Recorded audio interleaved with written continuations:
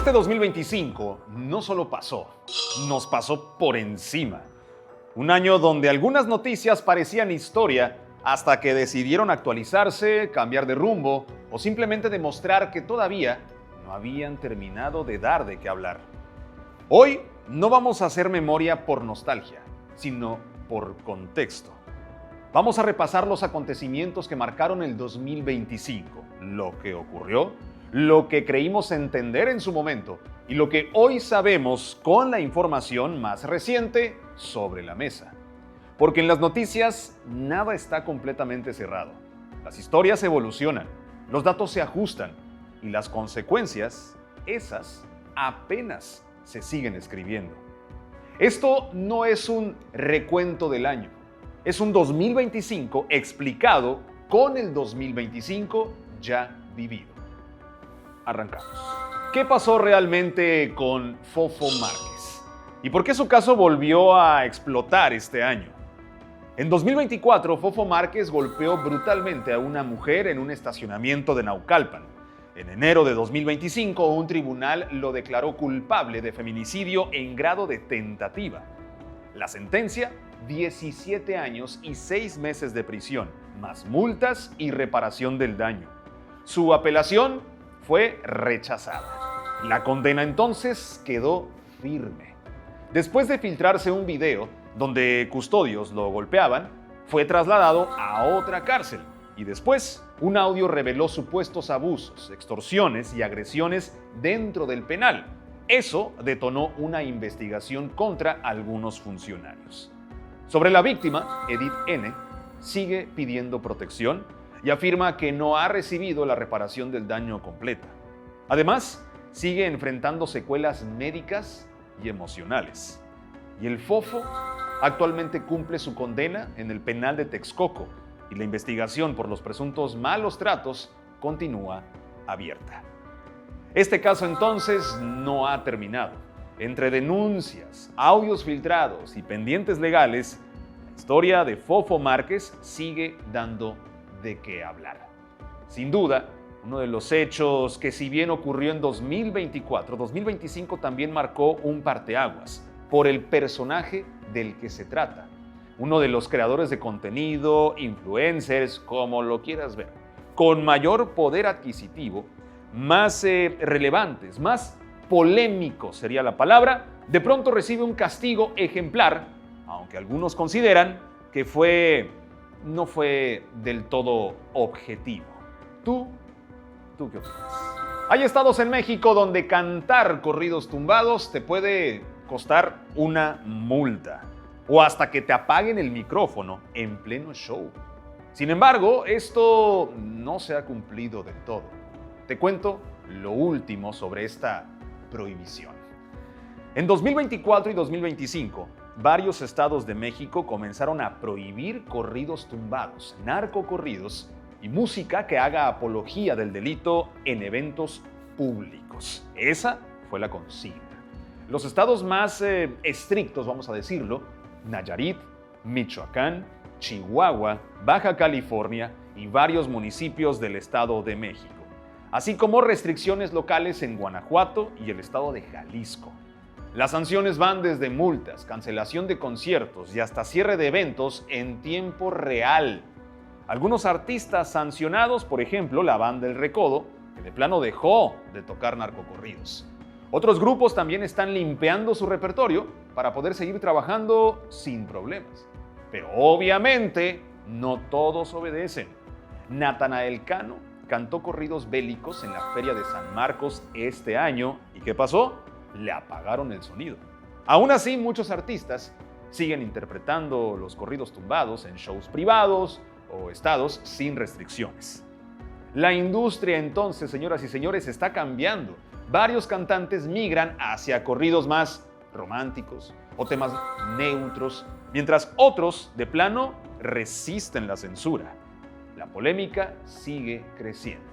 La llamada también guerra contra los corridos tumbados apenas empieza, pero el público lo sigue escuchando y hasta más que nunca. Algunos dicen que la estrategia de plano no va a funcionar porque la solución no es prohibir, sino educar y sobre todo tomar la música como lo que es, una expresión, muchas veces, de la realidad que vive nuestro país. ¿Tú qué dices? ¿2026 entonces serán más estados los que prohíban los corridos tumbados? ¿O de plano esta iniciativa que hizo mucho eco este año pase desapercibida para el siguiente? El caso de Valeria Márquez parece que fue olvidado, pero sigue en curso. Aquí te cuento lo último. Valeria Márquez, la influencer atacada durante una transmisión en vivo en el mes de mayo, sigue siendo tema central en las investigaciones de la Fiscalía. Hasta hoy, no hay detenidos confirmados como responsables materiales o intelectuales. La investigación sigue abierta y catalogada como prioritaria. La Fiscalía ha señalado que continúan analizando pruebas digitales y testimonios para identificar a quienes estuvieron involucrados en la planeación y ejecución del ataque. Sobre su amiga, ¿se acuerdan? La que en redes fue señalada como presunta implicada. Las autoridades aclararon que no existe información oficial que la vincule directamente al caso.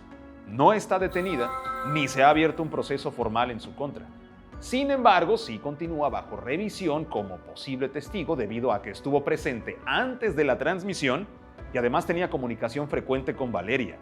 La línea principal de investigación apunta entonces a una agresión dirigida, pero aún no se confirma el motivo ni quién ordenó el ataque. Las imágenes de este hecho fueron las que más se viralizaron este 2025. Literalmente hasta medios internacionales cubrieron la nota y muchos creadores de contenido se solidarizaron con este asunto, además de que también encendió una especie de temor sobre quienes crean contenido parecido al de Valeria en ese momento o en ese entonces.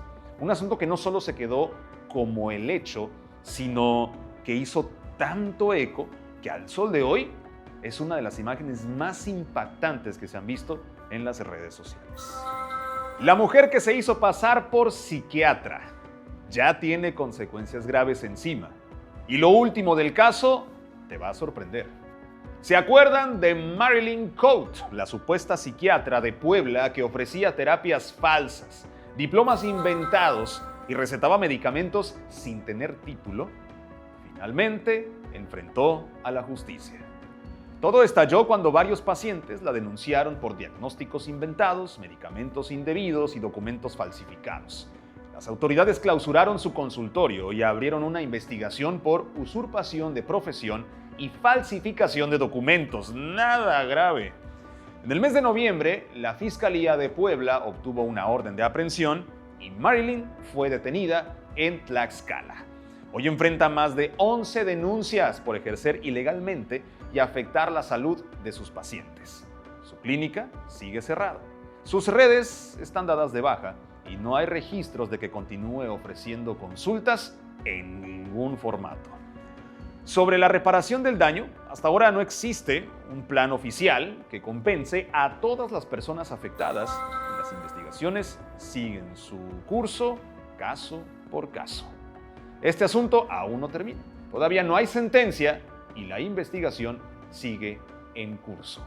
Lo interesante de Marilyn Coate este 2025 fue que destapó otros presuntos casos también de médicos que ejercen con documentos falsos, algunos pseudo especialistas que no tienen ni siquiera documentos que lo avalen, y entonces nos enteramos que la medicina alternativa era también un chiste, y no todos, por supuesto, pero muchos solamente con ver algún curso o leer algún libro ya se hacen llamar psicoterapeutas, psicólogos, terapeutas con medicina alternativa, entre otros, lo cual encendió, por supuesto, una alarma importante, sobre todo para quienes frecuentan a estos especialistas.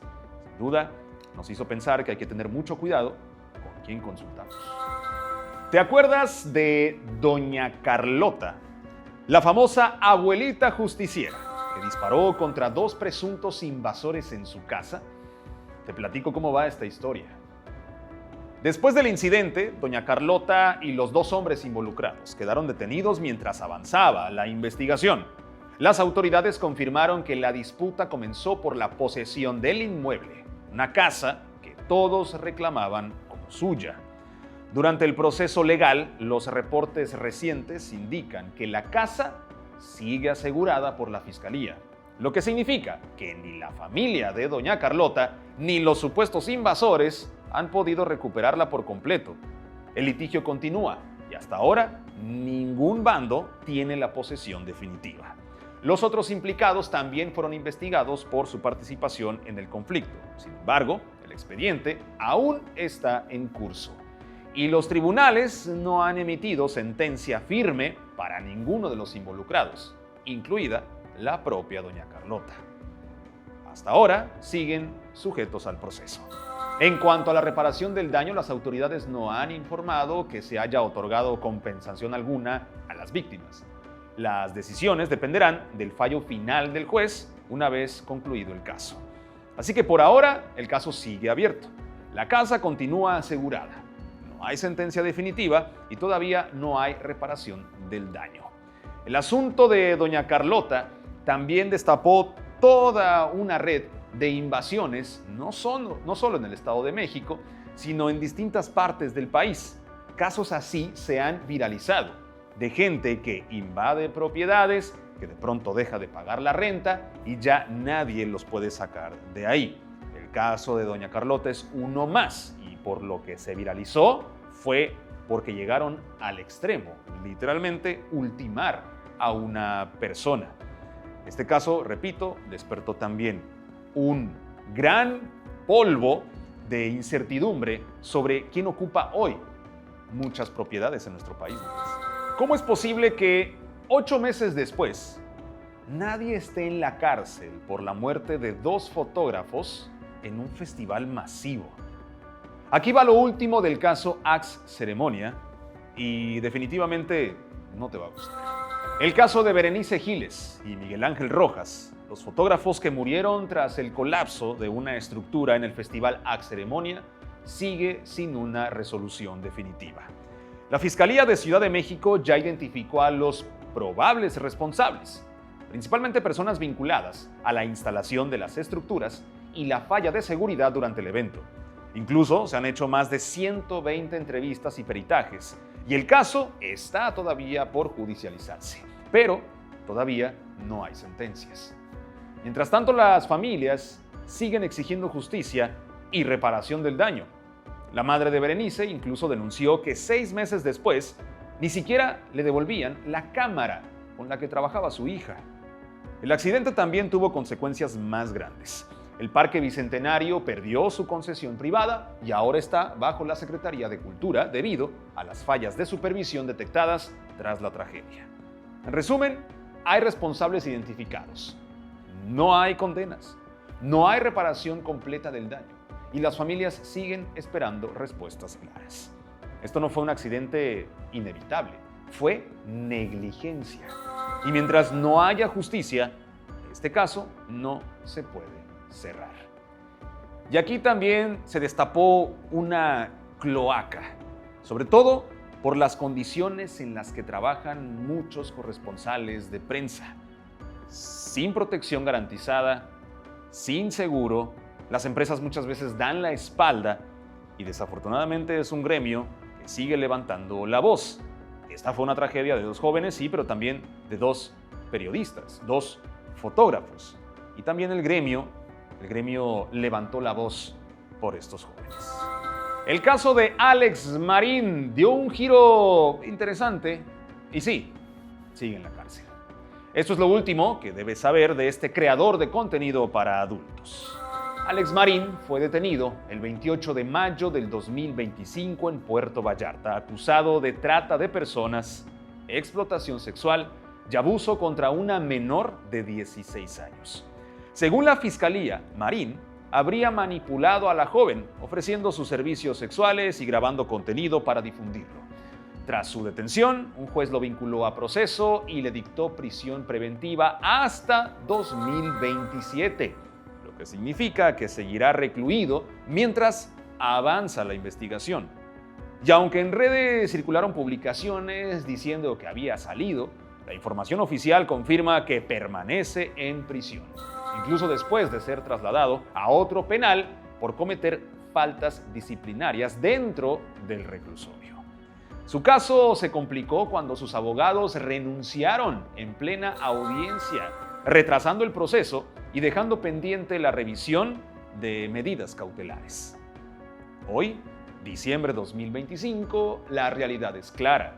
No hay sentencia definitiva, la investigación sigue abierta, la prisión preventiva continúa y no se ha informado de la reparación del daño a las víctimas.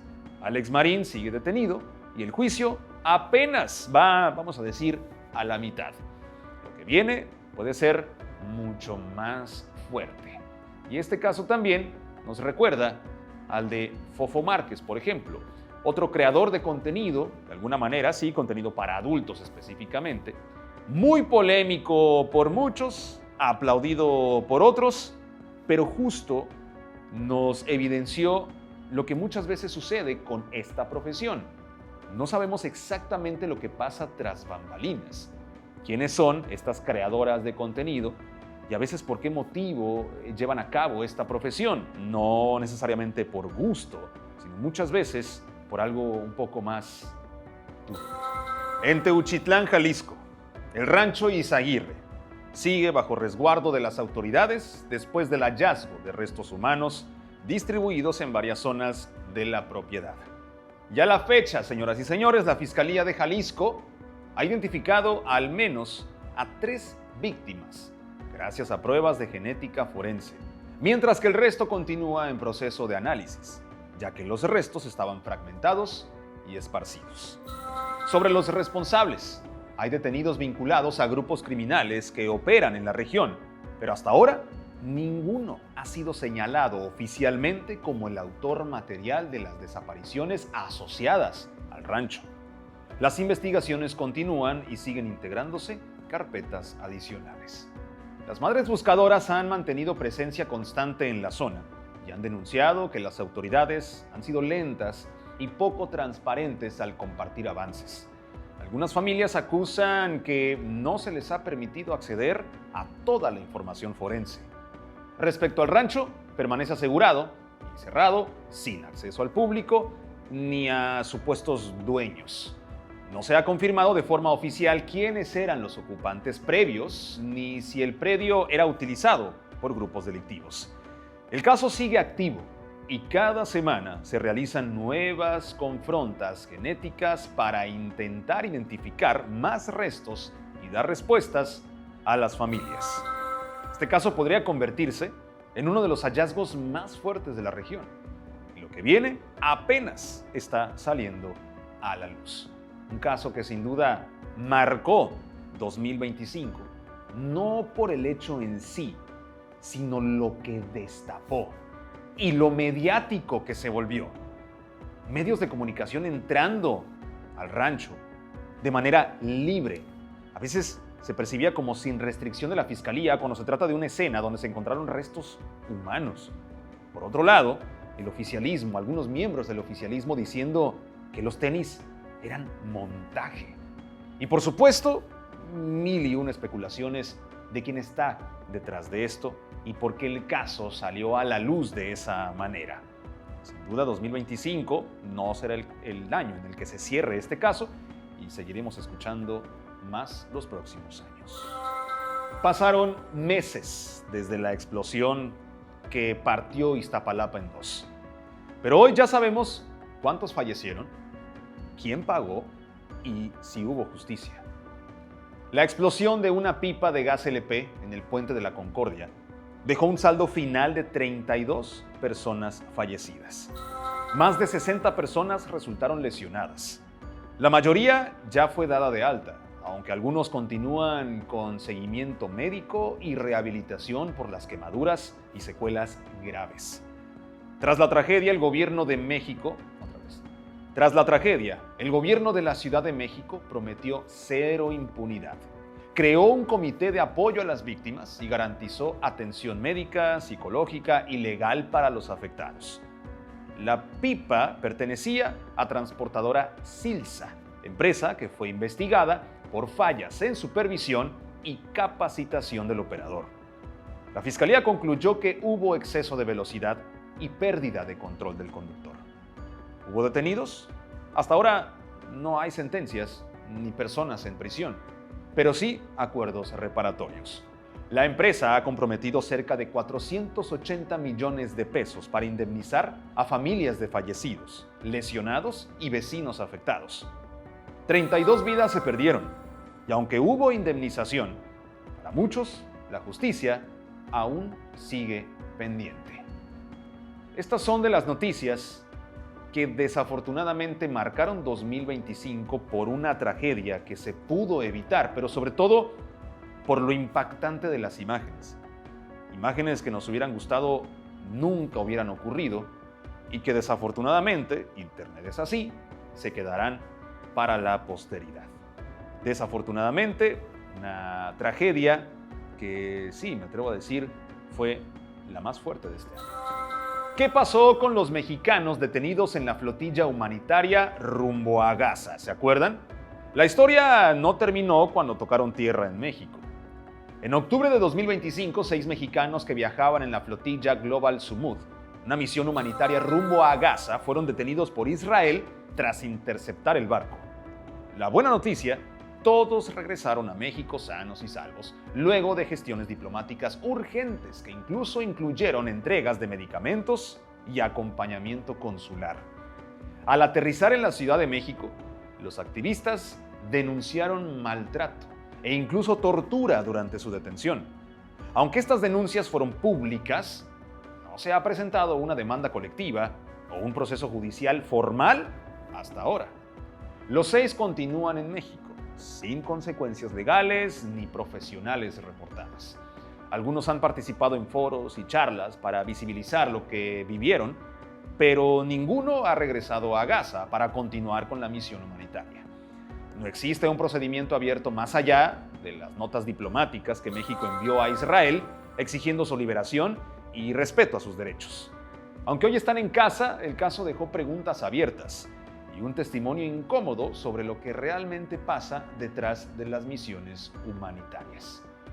Unos consideran que este hecho se veía venir, que la misión humanitaria era más un asunto mediático que algo que tuviera un impacto real sobre la hambruna en Gaza. Y así fue. Al sol de hoy, todo parece que sí, quedó en un capítulo más. Y así cerramos este recorrido por un 2025 que nos dejó claro que las noticias no terminan cuando se publican, sino cuando sus efectos se sienten. Y a veces ni siquiera ahí. Lo que empezó como titulares urgentes, hoy son procesos en marcha, decisiones que siguen pesando y preguntas que todavía no tienen respuesta definitiva. Porque el año se acaba, pero muchas de estas historias no. Este fue un resumen, sí, pero también fue una actualización de la realidad. Gracias por acompañarnos en este especial. Seguiremos aquí, leyendo entre líneas, revisando los hechos y recordando que la información solo se da, se entiende. Yo soy Gerardo Segoviano y nos vemos y nos escuchamos. Hasta la próxima.